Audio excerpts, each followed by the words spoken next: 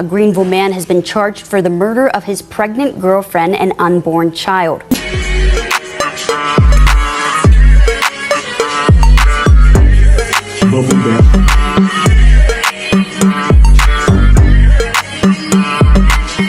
Welcome to Crime of the Hour Official, where every hour hides a secret. Kindly like, share, and subscribe for more. It started the way a lot of social media stories do. Short clips, laughing in the car, a couple joking about food cravings, a pregnancy that felt familiar, light, ordinary. Nothing about those videos suggested that within days, police would be standing outside an apartment in Greenville, North Carolina, trying to piece together what had gone wrong. Jasmine Cooper was 27 years old. She lived in Greenville, where she was known as focused, dependable, and family-oriented. She was a student at NC State University, studying industrial and systems engineering with a minor in social work. She worked while attending school and had completed multiple internships with Toyota North America. People close to her described her as disciplined and intentional, someone who planned ahead and followed through. Jasmine was also a mother. She had a young daughter from a previous relationship and was closely involved in her life. Okay, so this is the birthday girl, and she wanna try bubble tea. Hope I said that right. So we going to this place, part of Snow Globe.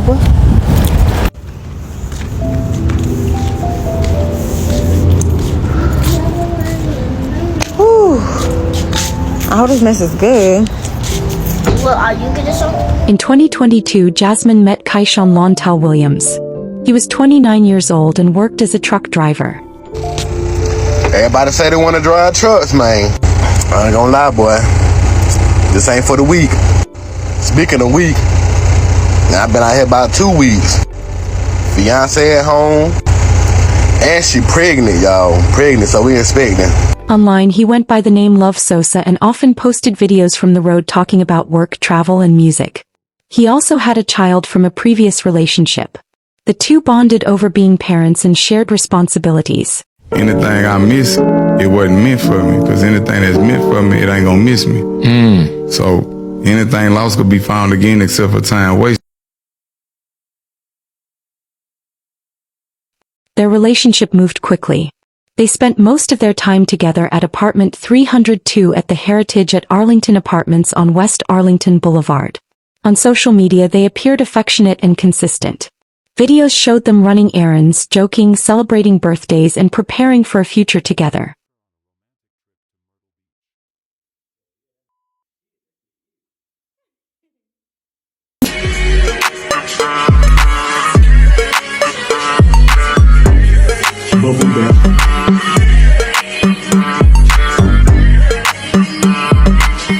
By late 2022, Jasmine became pregnant. This would be their first child together. Posts from both of them showed excitement about the pregnancy. Jasmine shared ultrasound photos and updates from doctor visits. Williams referred to her as his fiancé and talked openly about becoming a father again. Y'all know how I'm gonna make it. But I'm gonna make it. This girl eat everything, bro. So y'all know, man, my fiance pregnant. Seems like she been pregnant for forever now, but bro, I get woke up 3 in the morning, 2 in the morning, 12 in the afternoon.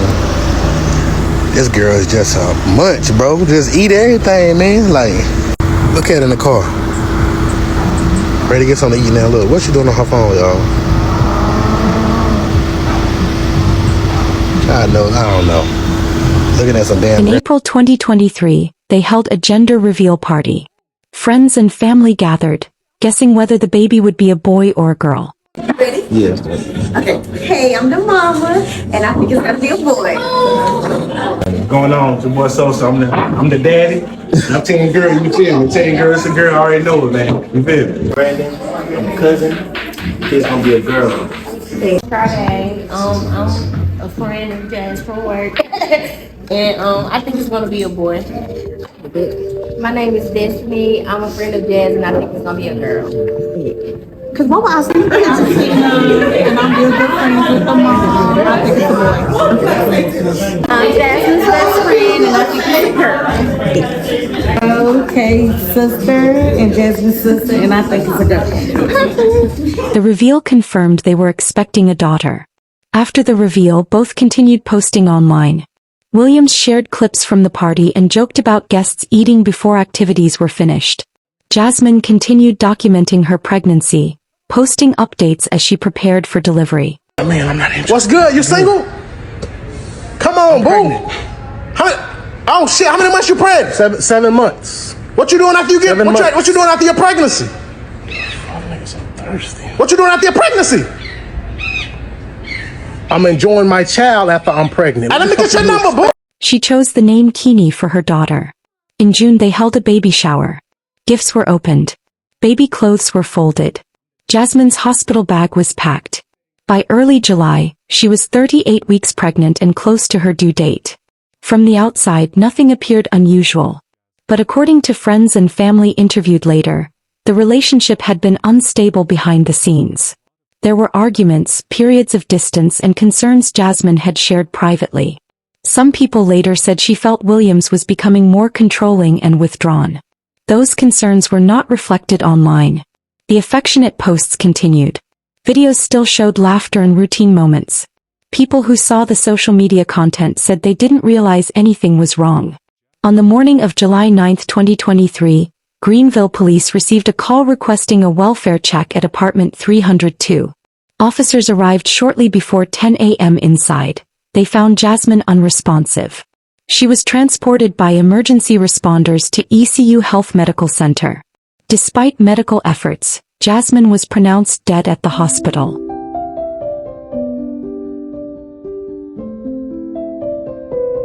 Her unborn daughter, Kini, also did not survive. Investigators from the Greenville Police Department began processing the apartment. There were no signs of forced entry. Nothing indicated a random break-in. Detectives quickly determined the situation was a homicide. The Pitt County Medical Examiner later ruled Jasmine's death a homicide caused by injuries sustained during an assault. Medical staff confirmed that Kini's death was directly related to her mother's injuries. Williams was not at the apartment when officers arrived.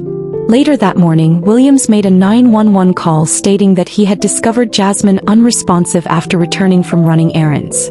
On social media, he posted messages expressing shock and grief, saying he did not know where to start and that he felt lost.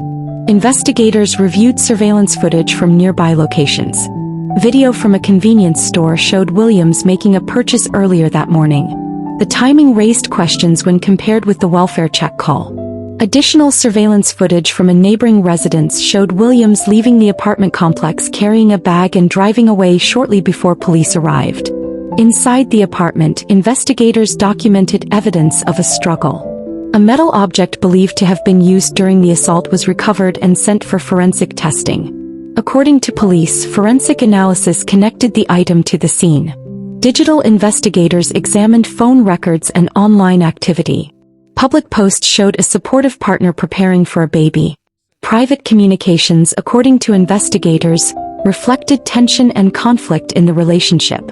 As the investigation continued, Williams did not return to work and did not contact Jasmine's family. Police identified him as a person of interest.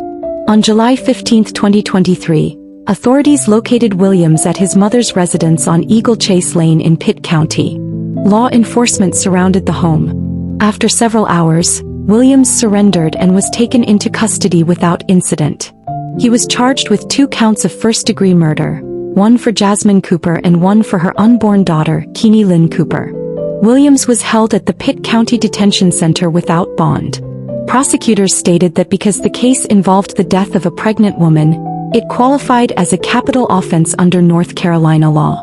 As of mid-2025, Williams has pleaded not guilty, and the case remains pending with pretrial proceedings ongoing. Greenville Police Chief Mark Sauls addressed the case publicly, noting that police had received no prior domestic calls to the apartment. There were no existing reports or protective orders on file. The absence of documented warnings left many people stunned. Friends and co-workers described Jasmine as private, someone who didn't share everything she was dealing with. In the days following the arrest, the Greenville community held vigils near the apartment complex.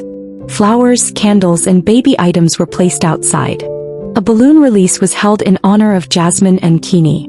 A joint memorial service took place at Sycamore Chapel Baptist Church. Jasmine and her daughter were laid to rest together at Homestead Memorial Gardens.